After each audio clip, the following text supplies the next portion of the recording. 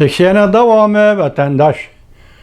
Bugün çislağı 2022 yıl 9. ayının 2022 yıl 9. ayının 22. gün.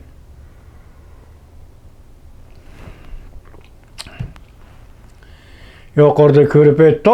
Rahmet.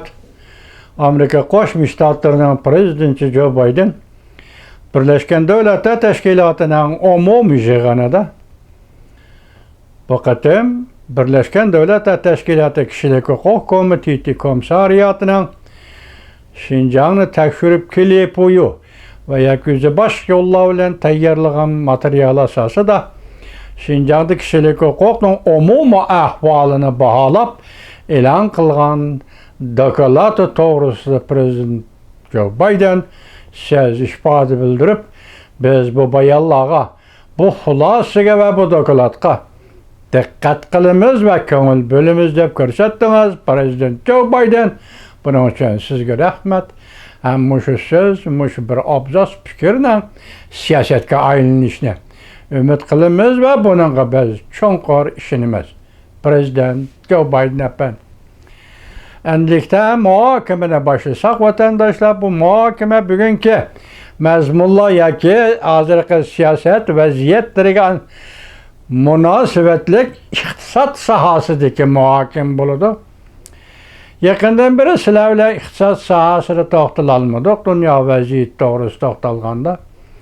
Mesela yakından beri Amerika Qo'shma Shtatlari Zapas Pul Komiteti başlığı Paul Efendi Amerika dollarının üsümünü 3 katım östedi vatandaşım.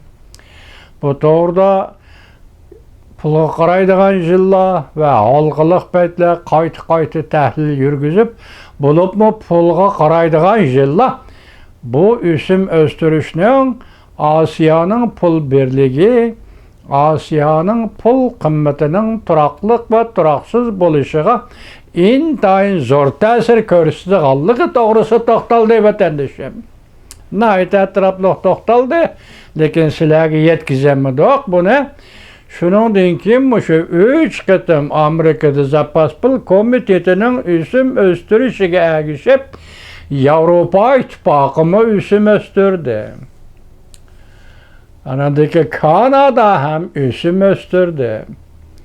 Yani başka devletler hazır umumi cihet netkandı bütün dünya bankaları pulun kıymeti ve pulun pahalışı meselesi de bütün dünya bankaları bir qatim silkindi ve yaka bir qatim hareketke öttü deseniz buladı vatandaşım. Ahval şu, endi bu dünya iktisadının kelgisi üçün hazır tayyorlik qilish kerakmi? Masalan, gullanışı, taraqqiyotning davomlashishi üçün iqtisodiy taraqqiyotning hazır tayyorlik qilish kerakmi? Hazır diqqat qilish kerakmi? Shu masalalarning hammasi bor. Lekin sizlarga aytadigan so'zimiz shuki, mushu orliqda Jungoning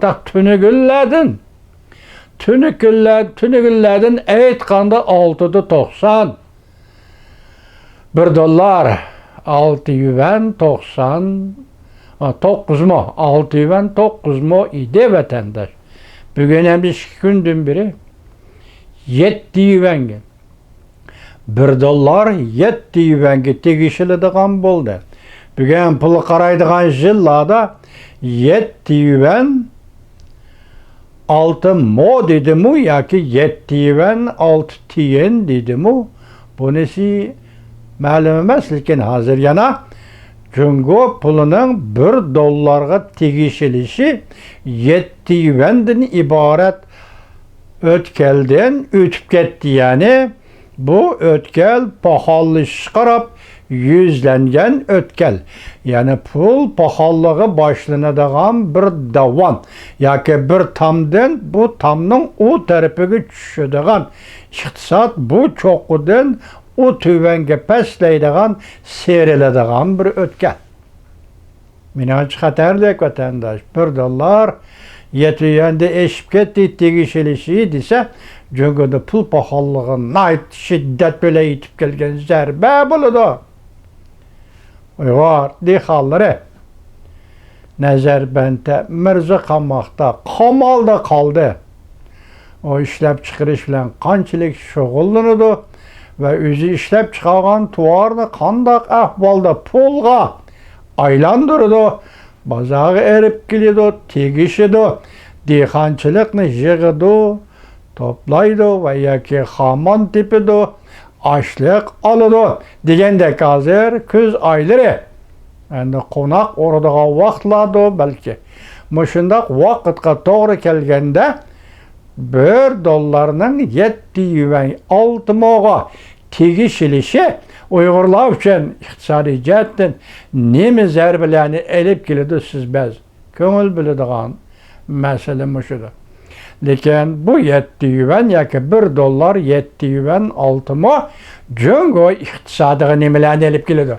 Mushu 2 kun ichida qilib qolgan chet el shirkatlari hozirgacha Jungodan chiqishga unamagan, chekinishga unamagan, lekin qilib qolgan Jungo shirkatlarining hammasi Jungoning bozoridan qochishga boshladi.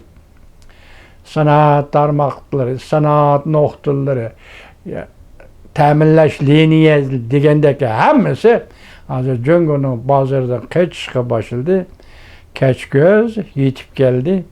Qishning kuni iqtisod bu qanday bo'ladi?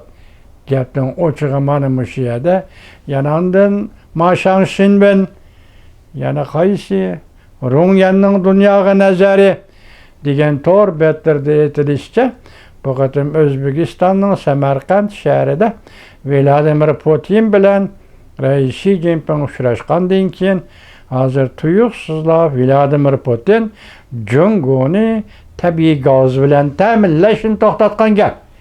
O tarafda Yevropani, Osiyoda Jungoni gaz bilan ta'minlashni to'xtatgan gap. Buning sababi nima ekanligini emas.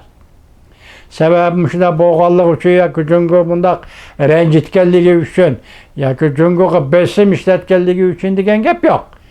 Biroq hozir Osiyo Jungo munosabatining shu holga kelib qolganligi to'g'risida ko'plab fikr qilyapti.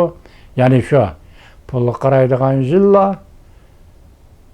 halqiliq paytlar, yana boshqa cho'ng to'rbatlari. Bu shuning ustunlik ketyapti vatandosh. Buning ichida so'z deydiganimiz bu iqtisod degan kelganda $1 7 yuan 6 mo'ga tegishildi degan gap bu intayin xatarlik bosqich. Jungo iqtisodi uchun aytganda intayin xatarlik bosqich. Buningda qandoq o'zini o'ngishib olishi mumkinmi Jungoliklar? Buning taqobil tura olishi mumkinmi Jungoliklar nima chora? Masalan, pul besib chiqaramdi yoki burunqi choralarga o'xshash. Biroq Jungoda ishlab chiqarishning ahvoli intayin o'sal.